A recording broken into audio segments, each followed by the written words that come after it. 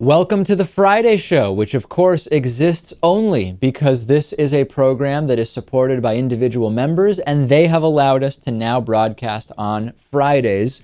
We have so much to get to on this Friday Show. You know, one of the things that over the years, we haven't talked about it that many times, but when we have talked about it, I've really expressed significant disdain for what is sometimes a strategy by American law enforcement agencies that really goes beyond confidential informants and undercovers, and it really goes into what I consider to be entrapment. And a few years ago, I told you the story of some eco-terrorists who were not really eco-terrorists. In other words, the FBI identified some environmental activists who they thought were maybe prone to commit eco-terror, and they sent in an attractive female undercover FBI officer who essentially planted the idea of committing an eco-terror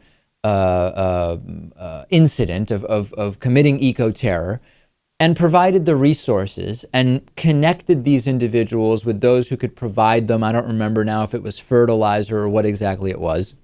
And subsequently, those individuals were charged and sent to prison for a crime that truly, when you read the information, when you read the reports, when you read everything that has been written about it, the idea of doing that crime, of committing that crime, was planted and proposed by an undercover. The resources, even if these individuals had had the idea of committing this crime, the resources to do it were provided by the undercover. And it really seemed to be not only a huge waste of law enforcement resources, but straight up entrapment. And I have another similar story to tell you about.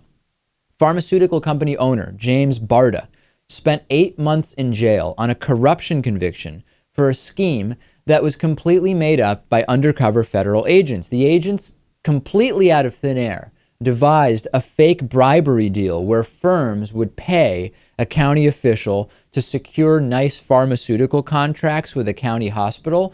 James Barta did not seek out this deal. In fact, for months, there was an agent who was posing as a medical sales rep who courted the 72-year-old Barta relentlessly. There were unreturned emails, unreturned phone calls. Barta really was not interested in this. Barta was not a criminal. Until eventually Barta caved and agreed to appease his old friend, Gustavo Buenrostro, by writing a check for the first contract payment. Subsequently sentenced to 21 months behind bars. He won't spend a day longer because a federal appeals court ruled correctly that Barta had been entrapped by the government and should be released from jail immediately. This is such a problem, and it's actually more of a hidden problem because when we think about the war on drugs, most people have somewhat of an understanding of how the war on drugs is used to disproportionately imprison and jail nonviolent drug offenders who are disproportionately not white. And some people agree with that policy and some people disagree, but for the most part, it's much more out in the open. More people are aware of it. The way that this entrapment is happening, the way in which individuals who, they may know someone who is involved in shady dealings, they may not, they may have at some point thought about some kind of white-collar crime, they may not have, but they clearly were not ready, willing, able, and resourced to actually commit those crimes. They are entrapped, they are lured into committing these crimes by law enforcement, and when I think about it, it's such a waste of time because you could argue, well, no, listen, this was a ticking time bomb. This was an individual who was about to commit one of these crimes. It just so happened that they did it with an undercover, and now we have them off the streets.